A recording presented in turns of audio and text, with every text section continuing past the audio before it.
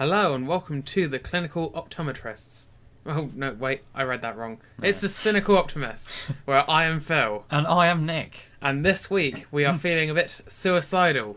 Because, Ouch. or maybe we're feeling, not suicidal. Because we went to go see Suicide Squad. We're feeling like a squad.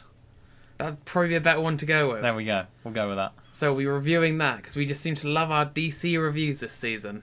Don't worry, I'm sure by next season there'll be some other films made by some other companies to review. It'll be Star Wars. Yeah, there'll be Star Wars It'll be at a least. Star Wars themed season. Yeah, we'll have themed seasons, that's what we'll do. But first, before we worry about any of that, it's on, as always, to film and TV news with Nick. Take it away. Hello, yes. Phill, Narnia. The End. No. Sony are rebooting it. See, I read that they were making a sequel, but I was like, why aren't they just rebooting it? It's a kind of reboot sequel. There's a new cast, new director, with none of the influences from the previous film. But it's doing a different story. But it's the next story in the Narnia Chronicles. Yeah. So it's the Silver Chair. I don't think they did them in the films in the right order anyway. I don't care. I really. think it's... Isn't it I thought it started with The Wizard's Apprentice. Did it? Oh, okay. Chronologically. I think they started with The Lion, the Witch and the Wardrobe because that was the popular. one. Yeah, exactly. Yeah. Yeah. Okay, well, whatever. I don't know. This is Disney was actually the first two, and then Disney with 20th Century Fox, I think, did the third. Yeah. So, do you have any opinions on this? So when Lion, the Witch and the Wardrobe, Prince Caspian? Prince Caspian was second, and then Voyage of the Dawn Treader. Dawn Treader. This Yes, is the Silver Chair. because I think we saw Voyage of the Dawn Treader by accident because the Harry Potter film was full and they didn't want to see it. That was how long ago it was. Brilliant. So, no, this doesn't really concern me. It's take it or leave it. No. If it does it well, market it right, put a bit of Bohemian Rhapsody in the trailer. The thing is, if it goes well, it's part of the series, even though I don't think those films would too. No, if it goes, they didn't go badly. No. But if it goes badly, it's a one-off. If it goes done well, by a it's the rogue Narnia director. cinematic universe, which we have to look forward to. I mean, Probably cross over with Jump Street at some point. you say that, but it is a series of books that all connect to each other. It's not as if this is just being kind of forced. No, I agree. Yeah, but Like, it's just like the Harry Potter books. Like, we didn't call that the Harry Potter cinematic universe, although we might as well now with the well, yeah, thank Amazing you. Beasts. Exactly, yeah, and yeah, But No, it you're started off as just turning books into films. yeah, that's true. But then it was a slippery slope. It was a slippery slope. Yeah, I haven't got really much more to say about it. So it just appeared at the top of a lot of news sections, so I thought I'd put it in to be contemporary. Fair enough. Fair enough. You sheep. Yes, this is the story about Sony producing new follow-up Narnia film, The Silver Chair. I too know of a magical place where no one from the real world will ever show up. It's in your local cinema during a screening of a Narnia film. Way. Harsh. Yeah. We had a trailer for a new sci-fi film called Arrival. It looks really interesting. Have you seen the teaser trailer? Nope. Quite a dramatic, trailer, but they don't show anything, which is quite cool. They kind of get to it's like a typical alien lands on Earth and they go and investigate the ship, but they don't show anything past that. Which they'll probably ruin it in later trailers anyway. But it looked really interesting. Stars Amy Adams. It'll turn out the spaceship was Earth all along. Presumably, Amy Adams just throws kryptonite spears into water all the time and then just retrieves them again. Yeah, that's the thing. She'll get rid of like the alien defeating gun, and then be like, "Oh shit, I remember where I left that." Yeah. So, fine. Happy. It made me realise that I did not know who the actress who played Lois Lane was. No, to be fair, if it's not a franchise film, I'm always happy to see it. To be honest, if it looks promising, it's not a franchise film. It's better to support it, Yeah. because otherwise we'll just literally All have the franchise cinema will films. just become fancy TV where you wait a few years for each new episode in a you're right. series. Yeah, you're right. Or like sequels or reboots or prequels or whatever. Yeah. So no, good. As well, as well as that, we've also had the trailer for Dunkirk. Did I talk about this last week? Was that the trailer we saw before Suicide Squad? That's right. Yeah. Yeah. Chris Nolan's new film. Yeah. I'm Looks not sure if great. we talked about it last week. I think you have mentioned it. Yeah. I don't think the trailer was out when we recorded last week. No, it looks really good. Really tense. Really Chris Nolan-y. You got big long shots where lots of things happen. Oh, it just looks great. Can't wait for that. This is the one that stars Tom Hardy, Cillian Murphy, etc. we've had the Luke Cage trailer. I haven't seen that. You no. haven't seen it? It's the new Netflix, isn't it? Netflix Marvel product. Yeah. That's right. Following on from Daredevil, Jessica Jones, Daredevil season 2, and it will be one of the things that ties into the Defenders. Yeah, it looks pretty good. He looks pretty badass. I'm not quite sure. I don't know what they're going to go down with it, direction wise, because he's just a really tough guy. Just gonna be like pushing guys over and being real tough. And Yeah, I know. Well, Jessica Jones went down a kind of abusive relationship and detective stuff, whereas Daredevil went with a real sort of action-heavy type scene. I don't know where's Luke Cage gonna fit in. He's gonna sit down the pub and be like, Iron Man, I could take him. He's just a real tough guy. That's it. He just talks tough. No, it looks pretty good though. I'm excited to see what they actually do with it. Yes, Luke Cage follows the story of a bulletproof black man, thus rendering American police departments redundant. Way, you're going to be real edgy with your humour today, Nick. I have to use some sandpaper when I edit this because of all the edge. Bail Organa is in Star Wars Rogue One. I've spoken about this on my most recent op-ed. I'm happy to see this. You can read exactly why I'm happy to see this on Synops blog. Blogspot. The link to our blog is in the description of this video. It certainly is. But no, it's cool. He's the guy with the goatee from Revenge of the Sith. Also, by now, we would have had a full trailer for Rogue One by the time this goes out. Yeah, so you lucky people in the future have seen it. For that bit, let's discuss that bit where the Gungans just come out of nowhere and flank that AT-AT. That was incredible. It was like a combination of the Ewok scene and the Gungan scenes. Because they all just jump and just splat on the side of the AT-AT until it falls over. It was stunning. I think it gave away the biggest part of the film though, because none of the action sequences are going to top that. I like the fact that Darth Vader's first word in these films was yippee. That was a great line, wasn't it? When he just went at the end, yippee. That was cool. Yeah. No, I think it was cool when Jar Jar was lying there bleeding on the floor because of the failed AT attack, and Darth Vader stood on his throat with a foot, got out his lightsaber, had it right in his face, and went, "This is pod racing." You're thinking people's gonna die. Yeah, great. No. Yeah. So no, obviously we haven't seen it because we're recording this before it went out. That stuff's all gonna happen though. Right. Warner Brothers have said they're actually working on a Man of Steel 2. Yes, I heard this. I don't think anyone was surprised though. No. But Superman's dead. That's why I was in all those promotional images for Justice League. It's like Phil, come on, mate. I don't think they're going to revive Superman. He definitely died. Come on. He was definitely stabbed through the heart with kryptonite. The funniest thing is that DC aren't even committed to it. Like, come on, you know the routine. Yeah, no. I actually watched the Ultimate Edition of Batman vs Superman this week. What did it make the film better? Yes, it genuinely did. I know my sister saw the Ultimate Edition this week, and well, she obviously had nothing to compare it to. Actually, so. the film has grown on me since I watched it in the cinema. Actually, I'm watching the Ultimate Edition even more so because it gives it a bit more breathing room, if anything. Like, are there still plot holes? Yeah, there's still plot holes, but like it. Are there still shots that are in there just because they look cool, not because they make any sense to the movie? No, somewhat, but no, it gives it more breathing space. It lets you take in the sort of some of it a bit more, I think. And that's a good thing. Yeah. No, it's not all crucial additions. I didn't really notice any stuck-in scenes, but like it does genuinely improve the characterization because you feel a bit more empathy for Superman because they just breathe him out a bit. And like some of the cuts are bizarre, like some of the explanations, like they've in the theatrical cut, it looks like they actually cut some of the realised why Superman hates Batman, why Batman hates Superman, which is bizarre to me because they show like. When Superman is like blamed for the death of all those guards and stuff. Yeah. They actually burn the bodies in the extended cut, which I didn't think they did in the theatrical cut. Well, I mean they make it look like they've been lasered, basically. Right, because I was gonna say, like, isn't that one of the big criticisms that how did they frame this on Superman when they all got shot? Yeah, they shot them and then burnt the bodies. Okay. I mean. And then they showed like the woman who testified against Superman. They showed her getting paid off and stuff. They showed some of the prisoners getting paid off by Lex's men. It just seemed a lot more coherent. I still think a post-mortem would be able to find residue lead in someone and a bullet hole. Oh no, because it was special metal.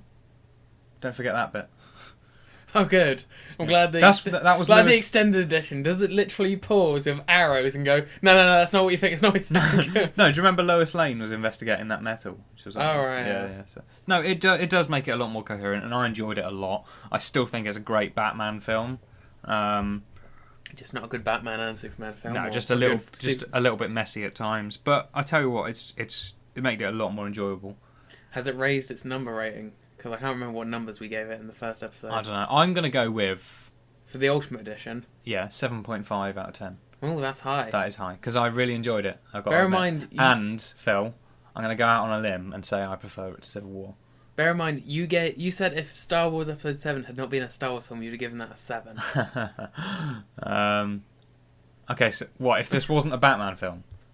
Well, no, I'm just saying that even if you took all the Star Warsy elements out, that film is still better than... No, I think it is a very good Batman film, and that's what I like about it. And I think, like, if you cut out all of the Superman bits from that film, it'd make a good film. A very good film. So what you're saying is what we said originally, is it's lots of pieces of lots of different good films yes, put but together to make a worse film. It made the subplots more coherent, and I actually felt a lot more empathy for Superman. Did it look like... Did you see the graphic designer designing the logos at Let's Talk for the Justice League? No. But, no, you didn't. Yeah, that was a bit... I think we know the reason for that scene is that they just wanted to establish that other heroes existed. But they didn't want to do it with any kind of nuance. No. So we're just going to send Batman videos. I think they did it actually better in Suicide Squad, which we'll discuss in a bit. Spoilers, by the way. No, so I enjoyed it. It's actually... I'm calling it. It's a very good film. With flaws. As any film has flaws. I have a lot of flaws with Civil War. And everyone loves Civil War. Yeah, but Civil War was just a bit more fun. And also... I don't care about fun, Phil. Also, it was a bit more coherent. Why do you think I hang out with you? Oh, God. You need a whole barrel of sandpaper. That's how you carry around sandpaper. A barrel of sandpaper. Yeah. I still think I prefer Civil War. It's just a bit like... It left me, like, smiling in the cinema, and I was, like, excited. Like... Sad. You had, like... 10 minutes of good action in Batman v Superman. And that was come done. on, Civil War had 10 minutes of action. But it was an interesting plot all the way. It had more than one action sequence. It was more than this the airport. I'm sorry, I didn't. It was Black Panther chasing down a motorbike. Okay, but they undid all their goodwill with like the sort of build up between them and stuff by saying, "Oh, and Bucky killed your parents. Another fight." For no reason at all. I think that was dumber than at the end. Martha That thing. was them patting themselves on the back for doing a good job, and then being like, "But people want Iron Man and they want." Yeah, I think that was as dumb as the Martha thing. I don't think so. It's being alluded to the entire way through. Like they've been setting. Not the entire way through. Like the it entire way through was literally the opening scene of the film. The entire way through that film, yes. Yeah. No reason to believe it prior to that. No, but why would it have been relevant prior to that? Well, like... I mean, it's a bit of... I'll agree with you that it's shoehorned. Yeah, it's art. It's just to create the... It's just so... Because they already had a good build-up of why they didn't like each other, and then they had to be like, oh, they don't hate each other enough. Parent murder! Well, that's the thing. Like, the scheme to get them, like, to fight each other, up to that point, after, like, Iron Man had done his being a bit of a tit thing, he decided didn't want to be a tit anymore, wanted to go help. I didn't get. And they needed to undo that. They could have just. They could have just circumvented that and had him be angry the entire way through.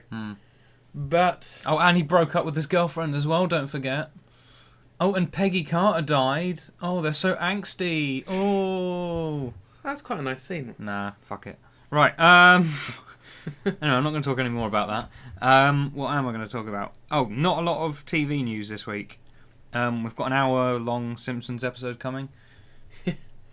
Yeah, it just feels like they've got all the pieces on the floor and they're trying to figure out what's broken. So they're just kind of like... More length. What if we just did, like, 2 episodes in one? Then it would aggregate to a good episode if you compressed it to half the time. Well, no, I think their thinking is like, by ratio, I think about half of our new episodes are well received. So why don't we do 2 episodes in one? Half? That's optimistic. But No, yeah, so that's the hour-long Simpsons episode. I didn't bother writing anything about it. That's coming to season... Well, supposedly that'll be the jokes. The jokes will actually be in the episode. Yeah. Not made about it. Season 4 million. Matt LeBlanc doesn't know if he's coming back for Top Gear season 24. No, okay. Yeah. Fine. Alright. British Bake Off returns the 24th of August.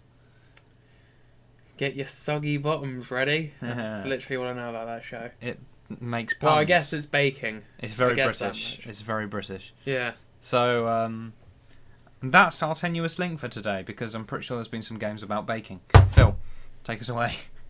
No baking news this week in the games. No?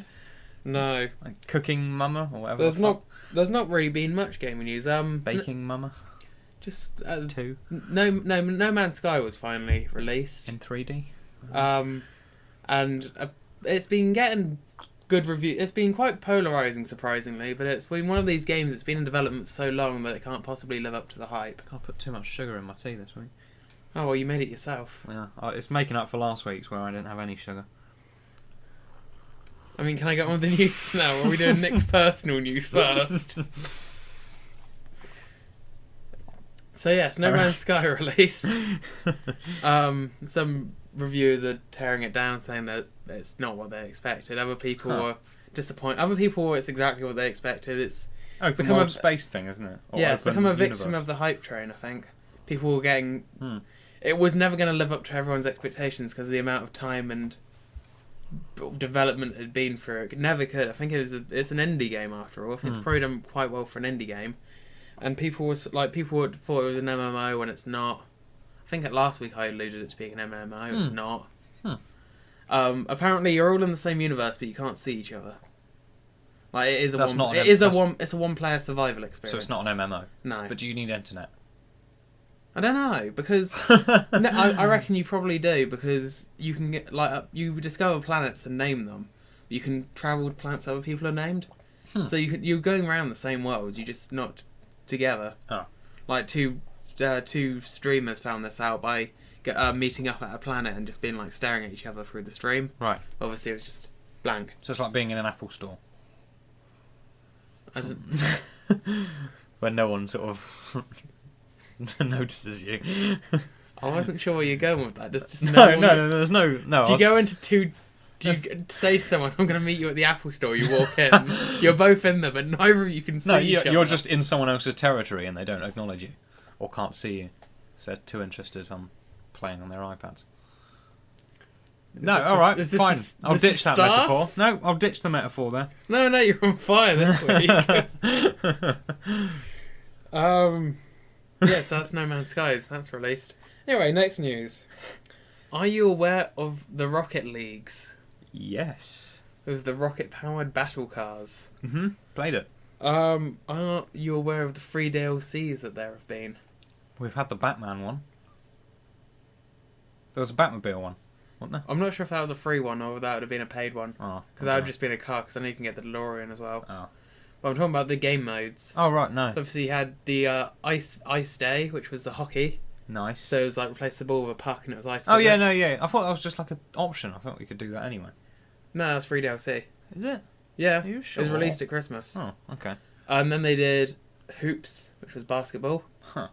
Maybe the person whose PlayStation I played it on had already bought all the DLCs. It was free. Or downloaded all the DLCs then. I mean, it'd probably be in an update. Probably. Yeah. I don't care. You're good at this. Well, hang on. So if it's an update, did it come one at a time? Yeah. Okay. I'll let it off. So anyway, now is Rumble mode. Great. So this is the kind of items and things mode.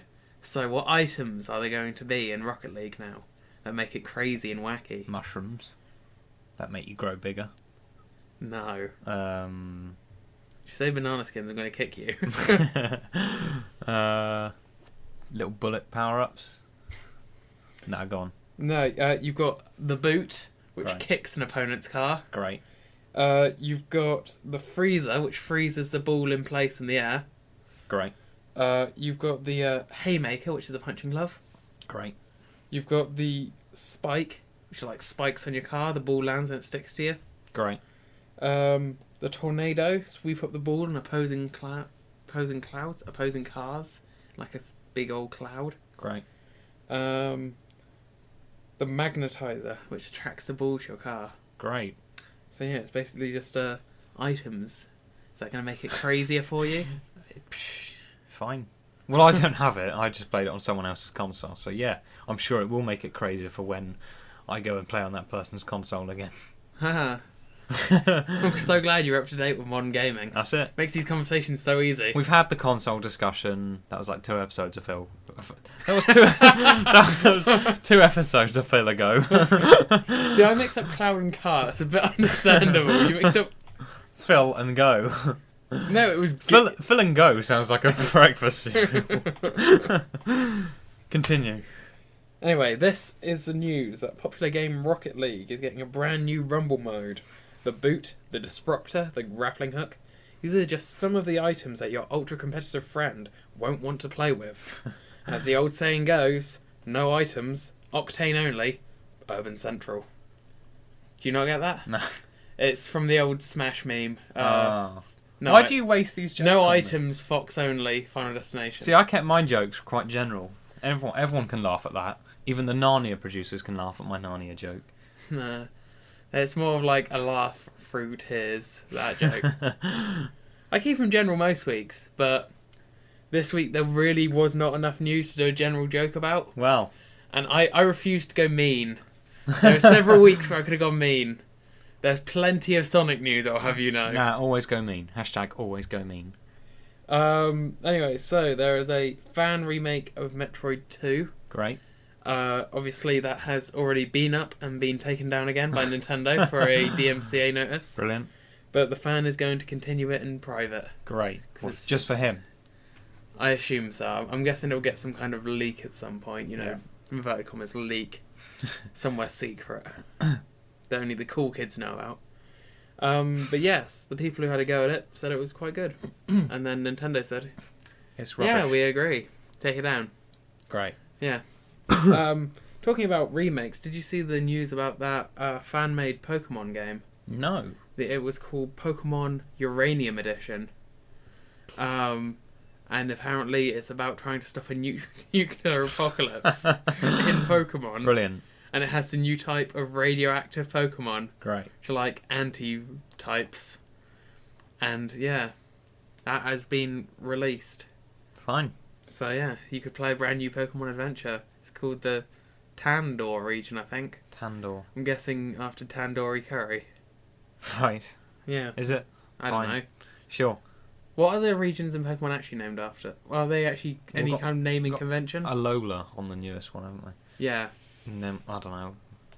No, I don't think they are. No, it's the individual towns that are, aren't they? Yeah. Like Mahogany and Palette and yeah. there's other towns. I don't think there's a Mahogany. Yeah, there is. So, yeah. Yeah. Fine. Apparently, the PlayStation 4 Neo is going to get revealed in September. Great. I think it's September the 6th is when the event is supposedly going to be, and it's going to be like just showing it off, being like, we can make... Get it out on the table. We can make upgraded versions. Flopping it around too. a bit, showing it off. No, it won't be flopping about. It'll be stood upright. It'll be erect. All right. Yeah. Yeah. Fine. So is that gonna take your fancy? You gonna tune in to see how much the regular PS4 will price drop by? Yeah. You're right. I'll be straight in the window of CEX, looking at that. Fine. I want your cheapest modernist console. Give me your cheapest console. Throws the money on the floor. Like £10.20. They just like pick up an old Game Boy like covered in dust, just like anything for you, sir. Just blow all the like. How much will I get for an old DSi in CEX? I reckon like a tenner. Yeah, it won't be very much. Trading values aren't very good anyway, are they? Because as I've said, I want a 2DS. Because 2DSs are cheaper than second-hand 3DSs, I've discovered. Yeah, but that's because the thing is with 2DSs is they just don't fold in half. I don't care if they don't fold in half. It just makes them a hassle to take around. I don't take it around, Phil. I put it in a bag. I'm not going to keep a DS in my pocket, am I? You might. I have tiny little woman pockets. I have the option. Look at these pockets, Phil. Put your hand in there. I want it on record. No, not that far. Come on. That his pockets weren't that small. They could have fit a regular 3DS in. Maybe not an XL, but that's what your back pockets are for. Putting it in and then sitting on it by accident. So yeah, fine. Yeah. Consoles. Yeah, I'd say get a regular 3DS, but that's just me. I wouldn't. What am I going to use the 3D for? Nothing. Immersion. Headaches. Headaches. That's what I say. You get used to it. Like the headaches, like The headaches stop eventually. I know there's some games that do it like really well and you don't ever feel it. Other games which you can tell just like tack the 3D on. Yeah. And then it's just like No, they don't I'm not fussed about that the 3D Yeah. element, so I think a 2DS will I suffice. think the main thing about the 3D that did interest me is the fact that it's not coming out at you, it's going into the screen, it's adding depth perception. And I thought that was quite an interesting way to do it, because I was a bit concerned that it was going to try and be like I was going to wear like 3D glasses or something stupid like that. You didn't want to see Wario like poking his head out at you, did you? I don't want Wario climbing up the screen. I have enough trouble sleeping as it is. Thank you very much. Fine. Yeah. Good. Glad we got that one sorted. Yeah, fine. Did you see the video of the Domino tribute to Mario World? Bear in mind, I'm not talking about the pizza place. No, but you've gotten pizza in my head now. It was like 80,000 Dominoes or something made up this like thing. I'm just thinking of pizza again. 80,000 Dominoes. for Tuesdays, that's really only 40,000. Yes, it's by a guy called Domino King on YouTube. Okay. Guess what type of videos he makes? Videos about Dominoes? Yeah, that's right, pizza reviews. Great. No, it's like he does Domino kind of like tributes to different things. Pizza He's reviews. done like no, he doesn't. That's a good idea though, Phil. Is that going to be? We just sit down, we order pizzas, and we just review them. Would we be restricting ourselves to just ordering them though? Would we get store bought and like? Would we be? I don't know. I'm assuming just Dominoes. What, we'd just be reviewing Domino's pizzas? We order all the possible Dominoes combinations and pick the best. Seems like what would this just be a channel just for one video? Where we just get real... we do like head-to-heads each week. Like, this week it's Pepperoni Passion versus Mighty Meaty. Fight and just like slap one on. You just the get other. 10 minutes of silence while we eat. And a review. Well, no, we have to be like glaring evils at each other. And then. And why would we both only eat one of them? Surely that's... No. I mean, like, we That'd eat... be like if No, we eat half each. Good, yeah. I just wanted to clarify that. It'd be like if we were arguing about, say, Civil War and Batman v Superman, and I hadn't seen Batman v Superman, and you hadn't seen Civil War, but we were just still arguing about it. So, aka internet. Yeah. So yeah, that's me all out of news. Good. Literally, that's like nothing happened. Well, we stalled that out about half an hour-ish, didn't we? I'm all out of news. I'm so lost without news. Just to clarify, my perfect Domino's pizza is barbecue sauce, reduced fat cheese, some peppers, possibly some chicken. Maybe some mushrooms. If you're thinking about sending him one... The address is...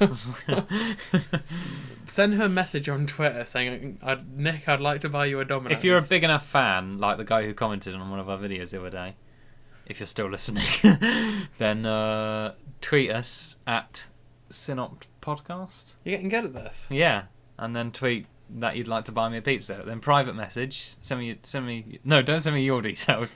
I'll send you your card details. I promise I'll buy one pizza and that'll be it. And then Nick left the country. No. Good. Let's move on to our main discussion for the week. So, Suicide Squad. Yes. That came out It did. it would be 2 Fridays ago now, wouldn't it? By the time this goes up. Yeah. So it had a good opening weekend. Like, did we mention? Was it before recording we mentioned the records? Yes, I think it was. Anyway, it supposedly broke some records for August. It did better in its opening weekend than Guardians of the Galaxy did. Yeah. We don't know how it did in its second weekend just gone, because obviously when we're recording this, but obviously the drop off there will be... It's all the second viewings that sort of make the big difference there, isn't it? And It's not even this, it's word of mouth as well. Yeah. But then again, the word of mouth has been generally pretty good. Definitely nowhere near as scathing as the critics. No, it's been polarising, but people haven't disliked it as hard as those that disliked Batman v Superman, yeah. Or Man of Steel. To be honest, I don't think many people dislike Man of Steel. Really? I can't remember that being that much of a polarizing thing. So I way preferred Batman v Superman, but Oh no, I think Batman v Superman was better because it had more Batman in it yeah, and less Superman. yeah, good point. Yeah, That yeah, but even for like the avid Superman films, it didn't really feel like a Superman film. no, Man of Steel, that's Man of Steel. No, because he literally just kind of moped and then killed everyone.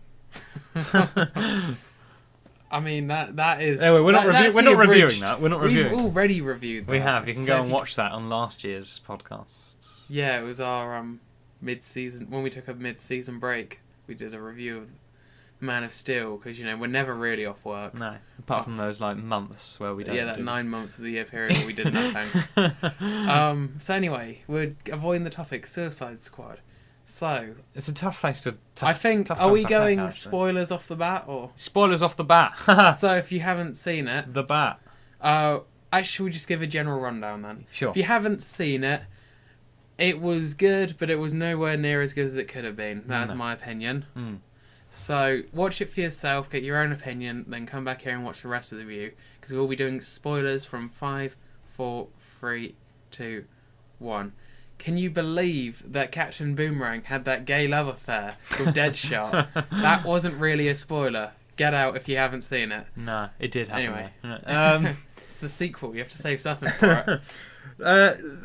How do we even start hacking this? It's quite a big, meaty film. The one thing I'll say is you can tell something was up in the editing department because they didn't do intro. You could tell that Slipknot was going to die the moment he showed up. Yeah. Because he hadn't received an introduction at the beginning. No, Slipknot. And that just felt amateurish to me. I didn't like the beginning bit. I didn't like the tacked on credits and the kind of like it wasted too much time. The graphics packs and like they didn't get to the film too.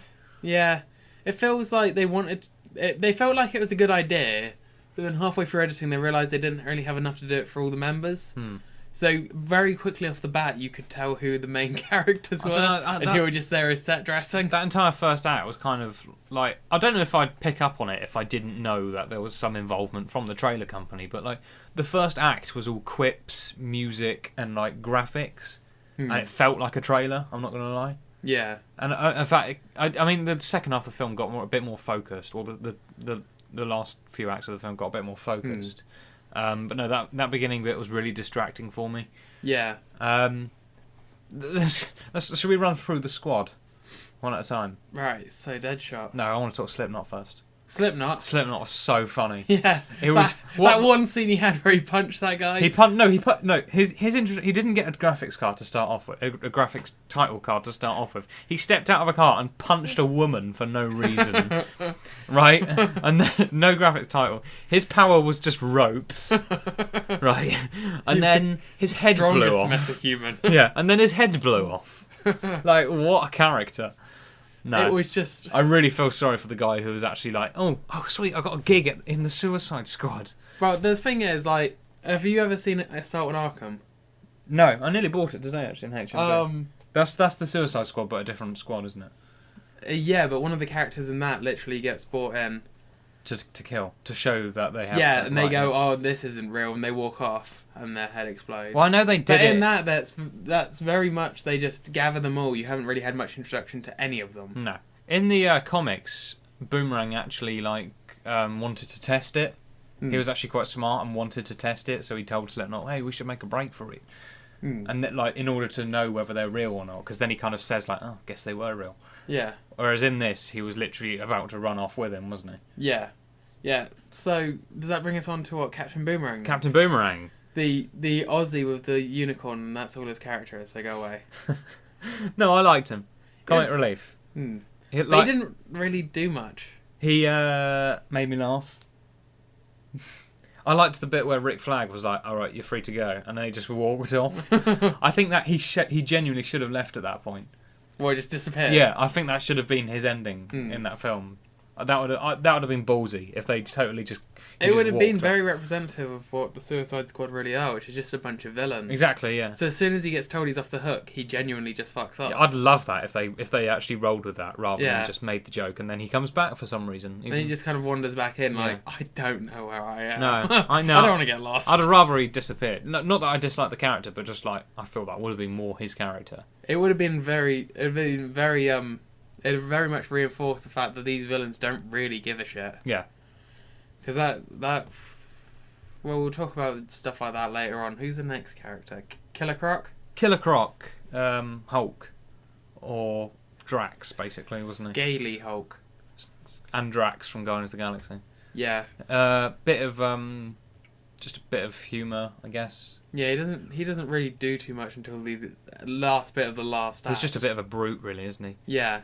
His payoff was a bit annoying because his payoff was literally just like, I'm great underwater, and then he just swims, and I'm like, wow, what a power! Yeah, you swim through that sewer, Croc. God, we're glad we have these meta-humans on side. What a great payoff! Or did it have to depend on all those guys ready there with scuba gear? Hulk's payoff as well was worse, to be frank, in the Avengers. What? Like, I'm always angry. I live in the sewers. They were both pretty bad, to be fair. I think Drax was probably the strongest out of the three, like Hulkish characters, to be honest. Yeah. If we're going to start comparing. Groot. Or Groot, yeah. Because he is Groot. Yeah. And then he was Groot, and now he is Groot again. Yeah. He Groot back. Spoiler alert. Shut up, Nick. No, actually, talking a little bit about Guardians of the Galaxy, there was a tonal influence, I think. Oh, yeah, definitely. Definitely. Like, they even had one of the same songs, I'm pretty sure, at one point. Yeah, I noticed that. I was Spirit in the Sky, yeah. It is Spirit in the Sky, isn't it? Because I was like, I remember this from Guardians of the Galaxy. Yeah.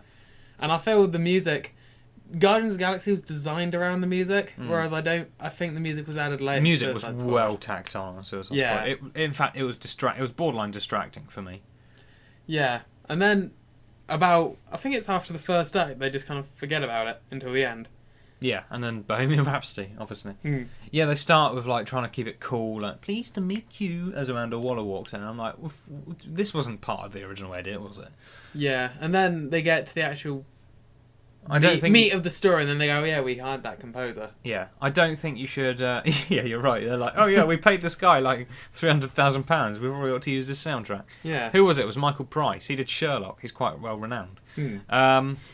No, but yeah, the music, like an actual soundtrack of songs, is felt tacked on unless you do actually use it as part of the narrative, like Guardians did. Yeah. And I'm not even a big Guardians fan, but like it did do the things it did right. Yeah. To me, because it was like a relevant part of the thing because he actually had the soundtrack and it meant a lot to him as a character. Yeah. Whereas this was kind of just like, hey, people like music, don't they? Yeah. We'll put some music in it. That will make it fun and quirky. To be honest, I wouldn't be surprised if that was the DC's ethos for this entire film. Is people like that? Let's do that. Yeah, you're right. It'll make this film fun and quirky. People like Will Smith. Let's just get him to play Will Smith in this film. Which brings us on to Deadshot. Yeah. I was going to say, do we have any more of the Well, I suppose we No, I'm going to get to Diablo in a minute. Okay. Because we have Deadshot. Will Smith. I'm trying to remember his actual name. Thingy Flaunton, isn't it? Floyd Lawton. There we go. Thingy Flaunton. That's a Flingy Flaunton. Who it was Will Smith playing Will Smith in a Will Smith role. Yeah, exactly. But he did a good job. He just kept saying Will Smith catchphrases. He turned up and played Will Smith. Yeah. Doing a Will Smith role and made his dollar. That's gangster. Yeah.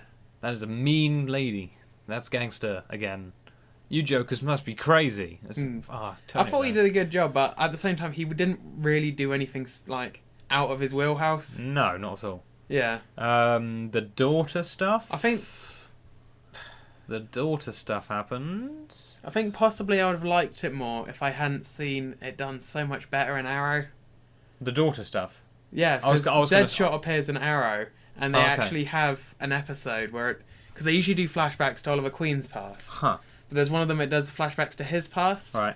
And it's revealed that when he comes back from Iraq, which is where he was serving as a specialist kind of assassin, he's got very serious post-traumatic stress disorder. Right. Okay. So he wants to be there for his daughter and things like that, but he literally can't keep a hold of himself. Right. And ends up threatening his wife with a gun. Wow. Because he's just So freaking out. it's a lot more developed, is it? And Yeah. that's obviously because the I was the gonna TV show has more time to develop it. Yeah. But it's just a lot more powerful. I was going to cite Ant-Man.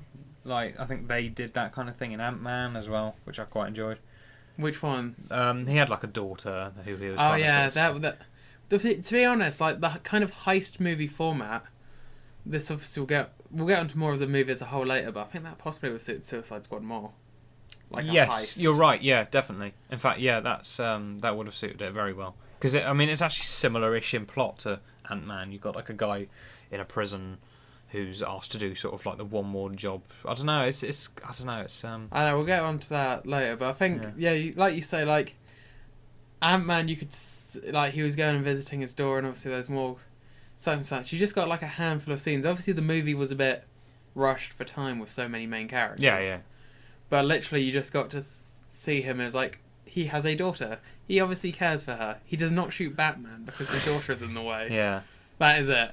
Yeah. I guess we'll talk about Batman and stuff in a bit actually. Yeah. But no, it's a Deadshot hit and miss. Ha! Didn't even mean to make that pun. Hit and miss because you know he doesn't miss. Yeah. He hits a lot. Okay. But no, the action scenes with Deadshot was probably the coolest because everyone else was kind of just hitting those. Yeah, that villains. the scene in the shooting range was genuinely a good scene. And I thought when he's on top of the car and he takes out the entire field. Yeah, I enjoyed that. I think that was probably the best actual action scene in the film. Although for an assassin, they don't get him to do very much assassinating. They just get him to shoot. Yeah. Well, yeah, but okay, we'll talk about the villains again in a minute. But no, so Deadshot, meh. Yeah. Harley Quinn. Are we leaving Diablo to last? Yeah.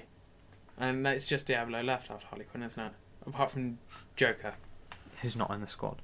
He's not in the squad. Yeah, that's it, isn't it? Well, Katana. Oh, yeah. Let's just talk briefly about Katana. Doesn't do a lot. Katana Magic is sword. another character that was done a lot better in Arrow. Magic sword. Magic sword that possesses souls. Great. And doesn't really get much screen time. Husband died. Husband died is in sword. She now fights with sword. Done. Good. Yeah. I swear we're missing someone else. No, we'll talk about Enchantress when we spoiler. She's a villain. Harley then. Harley was an interesting one, wasn't she? Yeah, I thought Margot Robbie did a good job. Margot Robbie. Yeah, that's the actress's name. You said Margaret. I said Margot. But did you? If I didn't, I can always re-edit myself in saying it right. Make me look Make a dick. you look like an idiot. No, yeah, I thought she did a good job. Tortured soul, etc. One too many quips, perhaps. I don't know. I know that's kind of her character, but Possibly a bit too one track. I think there's a little bit of scripting issue in the fact that she like occasionally made a quip kind of out of character. I don't know. Is it just me? Possibly. I don't remember any glaring ones. Yeah, yeah. Possibly because I was too interested in editing cuts where Harley Quinn was stood up and then sat down and things like that because of the janky editing. Yeah, I haven't really got that much more to say about Harley. Well, she supposedly is meant to be there to cause a bit of mischief, but doesn't really cause any. No, not at all, actually. No, there is a very brief scene with the Joker. Yeah, and then she's occasionally like, we should kill him, and then she's like, and then doesn't. Yeah. Yeah. Fine. She doesn't really fly off the rails at all as a crazy person. No, you're right, actually. She hits her head on some bars once, Mm. and she has an espresso machine. Yeah, she's just a bit... She's not as mad as she should be, really, should she? Oh, the Batman bit was quite mad when he was started like giving her mouth to mouth, and she started snogging him, and he was like, "What the fuck?" Punch. Yeah, well, when she starts trying to shoot him through the roof of the car. Oh yeah. Oh yeah, it's date night. That was pretty good, actually. Yeah, that was pretty good. Yeah, that's probably a standout scene for me for her, actually. And when she's like in Arkham as well, and she's like, "What are you gonna do to me, Mr. J? Are you gonna kill me?" And I thought that was quite a. I think those were probably the best scenes. I think. Yeah, the best Harley scenes, I should say. Yeah. I think there's a lot of potential there. There is a lot of potential. I'm if looking she forward got more to screen time. Yeah, I'm looking forward to more focused films, actually, to be honest. Yeah. Especially on the Joker, but we'll come to him in a minute. So where do you want to go next? Diablo. What an underdog. I could kind of see it coming. Really? Yeah. What? Quite. No. I don't mean about the final act. I mean like genuinely well characterized throughout. Yeah. Like I thought. Yeah. The trailers gave him away as generic fire dude.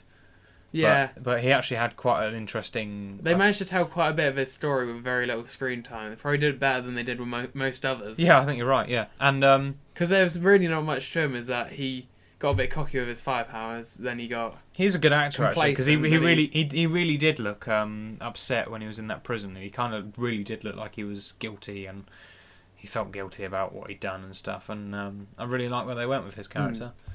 That's purely the reason why I wanted to save it till last, is because I thought that... Save positivity till last. I think that he was probably the strongest character in the Suicide Squad. In the actual squad. In this... What, all the acted parts? Yeah, I think so. Possibly. I mean... Because if we think Deadshot was Will Smith... There's definitely room for improvement in all of them, but he did a very good job. And actually, I think the characterisation was one of... To be fair, I think the characterisation of all of the squad actually was one of the strongest parts of the film. Because I actually believed kind of a lot of all of them. I think they acted their parts really well. Yeah. I think the actors did great jobs. The writing and the directing, on the other hand, I might have a few. Yeah, here and there. But I think generally they were well characterised. But for a film where it's like, oh yeah, we're sick of the superhero films, watch these anti-hero films. They've all got dodgy ethics. They're willing to do things that the heroes aren't. They don't really do anything. They don't exploit it quite as much as you they thought they they don't do it as much as they could have. No. Like they could have had a scene where one of them does something truly like questionable, like Slipknot almost punching a woman almost and then blowing his head off. But that was because they were still playing the quirky music that was supposedly still meant to be some part. No, look how quirky they are. They're so violent. Yeah, I liked Boomerang's But like entrance. a really serious scene where one of them just does something a bit dark. Yeah, I know what you mean. And they're kind of like left with the consequences of it. Like maybe Harley should have killed one of the guards. I don't know. Yeah, I know what you mean. I think they probably did film it along those lines. And again, I think there was a bit of an audience taste for slightly more upbeat, because we've already heard stories that the Joker had a lot of editing down, because we know he probably would have been a bit darker. There was even behind the scenes footage of him like abusing Harley and stuff that they didn't put on the in the actual film. So I think there was an intention for it to be a bit darker. Yeah. The thing is as well with this film, it's frustrating because I think the edit shot itself in the foot slightly. Yeah, you gotta wonder whether there's going to be like a director's cut. Yeah, I hope so. I'd be genuinely and then the DC EU will interested. just be made up of Ultimate and Extended multiple editions. attempts at a film. Keep on releasing cuts until the people like. Pretty much. But no, I mean, I've written about audience interference actually in one of my previous articles, but on the op-eds. But no, I think that's where it probably suffered the most. I quite like Rick Flag. Yeah. Again, bit of a cliche, but I quite liked. He again well acted. So that's possibly something they didn't plunder enough, is the fact that essentially Amanda Waller, makes him fall in love with this woman who's possessed just so... To gain power, yeah. Yeah, and also gain control over him. Exactly, yeah. Which I thought Waller was good. A real dark kind of... Waller was really good and really dark, actually. I liked her. I'm not sure if I prefer her to the Arrowverse version or not. I wouldn't know. Yeah. So it's interesting because you're getting your perspective of seeing the Suicide Squad for the first time. I've seen bits of it. I've seen bits of Amanda Waller's because she does real dark stuff in both series, and yeah. I don't know. She had quite. Part of me thought she could have potentially had more presence when she was in a scene, like more of a looming one. But at the same time, I also quite like the kind of just sat there calmly, exactly. This is how shit is. Yeah, I wanted to see the team get on with stuff. To be fair, I'm glad. As I said, it honed in on the team a bit more towards the second and third acts. I think so. Yeah, I was happy with that, to be honest, because the first act did introduce Amanda Waller quite blatantly. So does this bring us on to the plot? I was going to say villains. Oh, are we going to talk Joker now? Joker. Let's talk Joker. He didn't get much breathing room, did he? No. I don't think it hit... I don't think the impression was quite as... Well, the thing there wasn't a big impression because we didn't see enough of him, really. Yeah, you could take him out of that film and it wouldn't change anything. No. Everything he does is completely inconsequential. Yeah. And that's fine in the prelude, like the Harley Quinn origin story. He does that's all real good. Yeah. But then when he just randomly like, oh, I'm gonna go save Harley, turns up, shoots a bit, plane gets shot down, Joker's gone for the rest of the film. I hated that helicopter bit. The effects looked awful, and it was really weird because he does a. I don't know what the fuck happened with that scene. It seemed like it was really heavily edited when he's like no, and like Harley falls off because apparently he was supposed to like push her out or something. I don't know. It just seemed a really weird edit. I mean the stuff when the Joker turns up in the main bit of the plot. Again, I think he left a good impression in the flashbacks. The asylum bits. Yeah, it's a bit different doing that. He's almost like a gangster, isn't he? Yeah, and I quite liked I think we should have seen more of the interrogations. Because I liked those bits where he turned up and he was just like, blah, blah, blah, blah. I was like, this is cool. This is kind of Joker doing classic Joker stuff. Yeah. Just sort of intimidating people. I quite liked that. Would have liked I think it wouldn't have mattered as much if we'd already had a Joker Batman film. But because this was supposedly our introduction to this Joker and he does almost nothing in the main plot, he should have just stayed in the flashbacks like Batman and the Flash did. Yeah. No, I know what you mean. Yeah. He just kind of was... He just was like... He's part of the continuity, but he's not part of this plot that we're doing now. Hi there, I'm here to save you, Harley. Oh no, I'm not. See you later. I'll be back at the end of the film. Yeah. I'll be back for the post-credits sting. No, it's the last scene of the film, isn't it? Well, yeah, I know, but it should have been a post-credits thing. Yeah, actually, no, you're right. It should have been the end of the film because that would have been a nice little twist. It was the end of the film, wasn't it? I know, but it should have been just the end of the film. Oh, right. Yeah. Rather than him turning up in the main plot because he didn't do anything in the main plot. Yeah, that'd actually been good if the only thing he does in the present is just rescue her at the end. Is break her out of prison. Because then you see it makes a bit more of a deal at the reunion as well. I don't know. But yeah, she thinks he's dead, but clearly he's not. I'm not sure. Oh, God, they did 2 fake-outs. They did Harley's death and Joker's death. Right, in like 2 minutes. Oh, I'm like, what the No. Everyone... Come on, it's their first film and you're going to try a fake-out death. Like, even fucking Superman... Yeah, I was going to say, at least wait till the second film. Even Superman... Before the Justice League got a second film fake-out death rather than the first film. Like, we know the Joker and Harley are going to survive. The fucking... why? I hate fake-out deaths. Well, that's one of the things that didn't really get fleshed out, is the supposed hesitation that Deadshot had when shooting Harley. Well, he didn't, did he? Well, he didn't. He missed. It's but he was like... He has a conscience. He has a conscience. But there was... He'd killed people before, and if he was going to get killed, he wasn't going to do that. Harley was his friend, I guess. I don't know. But it wasn't really established. Like, in Arkham... Assault on Arkham, it does go in... Like, they do have a relation... Like, they do get along, they have a relationship. Well, I quite like their chemistry in the film, to be fair, from quite a shortly established. Yeah, I just feel I do like their chemistry. I just felt there could have been more of it. It'd have been a better payoff of him missing the shot. Yeah. I know what you mean. Let's talk about the main villain of the piece. It was Enchantress and her weird goons. Weird brother. Oh, a weird brother and weird goons. What a awful villain. Yeah. Like, I felt that was the weakest villain I've seen in probably any... I know they were meant to be metahumans brought in to deal with, like, a threat only they could deal with. But 1, they weren't the only ones who could deal with the threat. Just an army, to be honest. 2, they just... The threat was just so dull. It's just so generic. She was building some kind of earth-destroying machine that she stole from the Chitauri. Or something. And yeah, she was just stood there...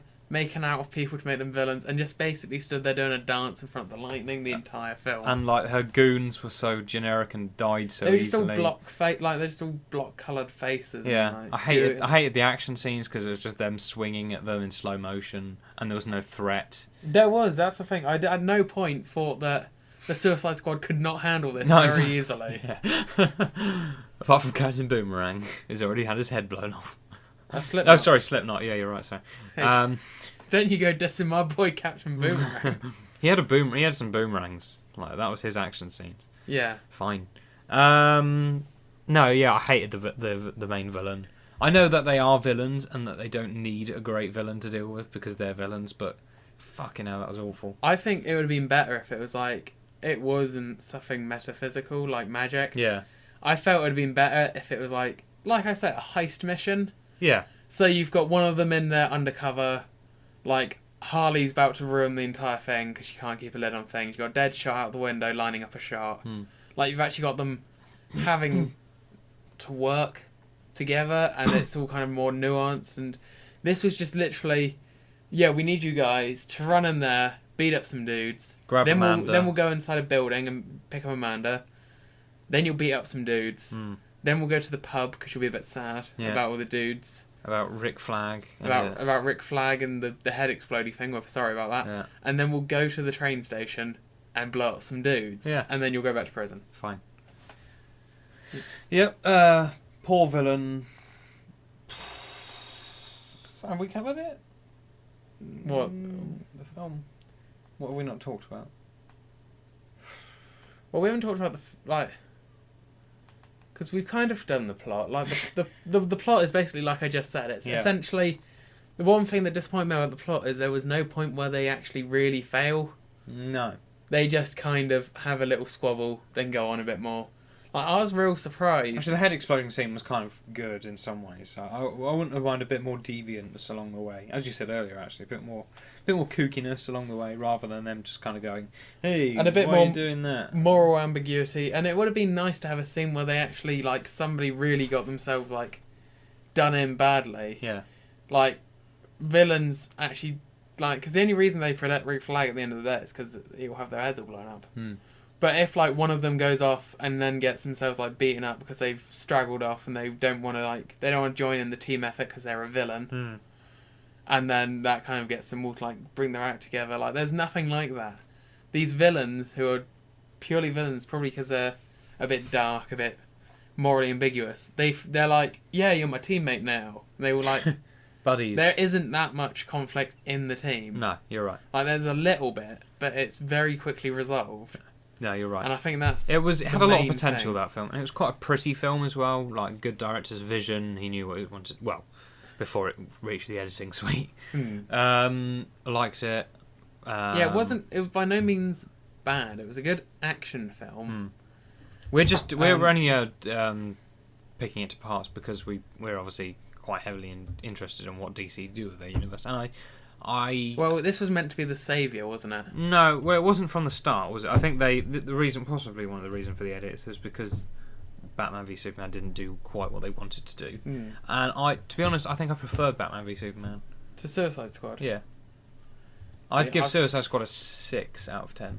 I'd possibly agree with you on the score, possibly around a 6, because I was thinking that. But then obviously I wouldn't rate Batman v Superman based on the fact that I've only seen the theatrical cut. That itself, I can't remember what I gave it in the pilot, but I think I only gave it around a 6.5. So if I preferred it very slimly. Right, yeah. No, I know what you mean. It's like we still need a big, solid DC film, I think. Yeah, I think Suicide Squad would have been better if it had been down the line and more of the characters had been introduced separately, so actually, the remainder could have had more breathing space. I think it did actually quite a good job in, possibly better than Batman v Superman, in establishing an existing universe. Yeah. Because it gave it a little bit more depth to, even though the expanding was only done in like Gotham and stuff, it kind of gave a bit more depth to what was happening in there. Like, I like the fact that Batman showed up, and I like the fact that the Flash was in existence. Yeah. And to me, it did sort of make it feel a bit more established, rather than they're only on their third film. If you know what I mean. So no, it was good points on that, and I liked Batman's cameos. I liked the Flash's very brief cameo. Yeah. Which was directed by Zack Snyder, apparently. Well, the Flash's one. Yeah. Oh. I mean, he basically just turns up, doesn't he? Yeah, he was on the set of Justice League, actually. But no, good of that to improve. I liked the mid-credit scene because I like Ben Affleck as Bruce Wayne. I think he's just got it to a T. Yeah. Well, yeah, he's a real good Bruce Wayne. I'm glad that both the Flash and Batman had their scenes in it because it helped it feel like part of, like you say, like a connected world. Exactly, yeah. I think at the end of the day, it wasn't a bad film. I'm just disappointed because I know how good it could have been. Yeah. Like, I'd really recommend, if you haven't, like you as well, Nick, watch Assault on Arkham. Yeah. Because that is all about going into Arkham Asylum to do a job. Right. And that just kind of meshes a bit more, and then Batman shows up as kind of a secondary threat. Yeah. Because he's there to stop... He doesn't obviously know about Task Force X. So he's there both to stop the people in Asylum. I think they're just escaping inmates or something like that. And he's trying to stop the Suicide Squad, because he thinks they're just villains. Yeah. Whereas they're now trying to kill Batman whilst also do their job. You also like, it just works a bit more. It's Right, like, yeah. Whereas this, it's just kind of generic, extra-worldly threat, which is just a bit disappointing. But Assault on Arkham does have Killer Moth in it, doesn't it? If it does, he's so memorable, I can't remember. No, fine. No, I do mean to watch that. I'll pick it up at some point. But no, not a terrible film. Not the best film ever. Yeah, again, it could have been a ton better. I'm definitely going to stick with a 6 out of 10. I think for this one. Yeah. Unless again another edition proves me otherwise. Could do it. Possibly. Could do it. I think this is the first time our scores have lined up. Yeah. No, because I wasn't overly blown away by it, but I enjoyed it. And to be honest, like if you're not putting the pressures on it from like a normal DC film or any existing DC I think knowledge, if you just then wanted to go out and watch a action film on a Saturday night, it'd do you fine. yeah, fine, done. But if you're trying to build a universe of films, it's as I said, it's their third film in this universe. You've got to make it a bit more. That's the thing. The DC universe needs to have a hit soon. Yeah. There's no Otherwise, point. There's it'll no just point fumble just around. trying. Yeah, there's no point just trying to keep like churning together your universe without creating something that people want to see a universe based off. Yeah, which I think was one of the. And the thing is, if the films are they might still sell cinema tickets, but when you're actually depending on people having seen a lot of them or remembering what happened in them for when you're later down the line, if they were a bad film, they're going to be A, forgettable, and B, people wouldn't have seen them. So it makes it difficult to build continuity off of. But as a standalone film, Suicide Squad will do you fine for an evening. And a nice little couple of Easter eggs as well for people who know that stuff. Like I liked the brief scene with the Ace Chemicals stuff. Yeah. When the Joker like initiates Harley, that was a nice little nod. Again, the Flash, that was neat. Because the Flash, I think Captain Boomerang was actually a Flash villain, wasn't he? He is. Yeah. So I mean, yeah, a couple of neat little nods. Fine. Yeah. Done. That's pretty much all we got, really. Yeah, well, we're around the hour mark. End of another episode. That's the end of another We had more to episode. say about this when we did the Killing Joke. Yeah, we did. Then I think this was a longer film. That's right. With yeah. more characters. And more stuff to discuss. Yeah. Yeah. I was trying to think. I was going to mention something else as well. Looks like I'll never have to. You keep on thinking. I'll just start wrapping up. That's right. So anyway, this has been another episode completed for the Cynical Optimists. This is what, episode 21? Yeah. So... Or is it 20? No, it's 21. No, it's 21. Isn't it? Join us next week where the topic will be Digimon. Yeah. Oh God, yes. Our kind of a throwback to the original Digimon series. With all this Pokemon news recently, it did get us a bit nostalgic to revisit. Another property, yeah. Yeah, so we're going to we're not decided what exactly the approach we're going to take. We'll do like a nostalgia review of a few episodes, or we'll just talk about it in general after watching a few episodes, or we'll find something good to talk about. It'll be Digimon, digital monsters. Digimon are the champions, damn it. I still remember the theme tune. None of this Pokemon crap. Yeah, I want my Digimon Go. Yeah. Where it's a smartwatch app. I want to find Digimon in the real world. I don't know, really, no. Good point. Yeah, so if you enjoyed this video, give it a like, comment, tell us what you thought of Suicide Squad or wherever you're going to see it. Join us on Friday where we are playing through Star Wars The Clone Wars Republic Heroes and slowly but surely going crazy. It's going great. And join us on Wednesdays on the blog, link in the description, where last week's column was by Nick on the subject of things. Bail Organa in Star Wars. Bail Organa in Star Wars. Actually, it's more about the prequels and Disney's relationship with the prequels. So if you want to read about the prequels... I don't just spend my entire blog talking about Bail Organa, but he has got a fine goatee, so... And join us in 2 days on Wednesday, where will be my one, where I talk about the recent reactions to the Justice League trailer and the general sense of doom and gloom in all the DC films. Because Nick was taking a week off talking about superhero films in his column, so I decided I'd pick up the slack. Yeah. So join us for that, yeah, link in the description. Please do. Gaming on Fridays, podcasts on Mondays. Yeah. I think that's everything. Follow our Twitter, where we post witticisms every once in a while. Yeah. That is @SynOptPod. podcast. There'll be a link to that in the description as well. Every Thursday we do a stripper show in London. But that's a private event. So join us on Thursdays for that. No, don't. I've been Nick. I've been Phil. See you next week. Bye.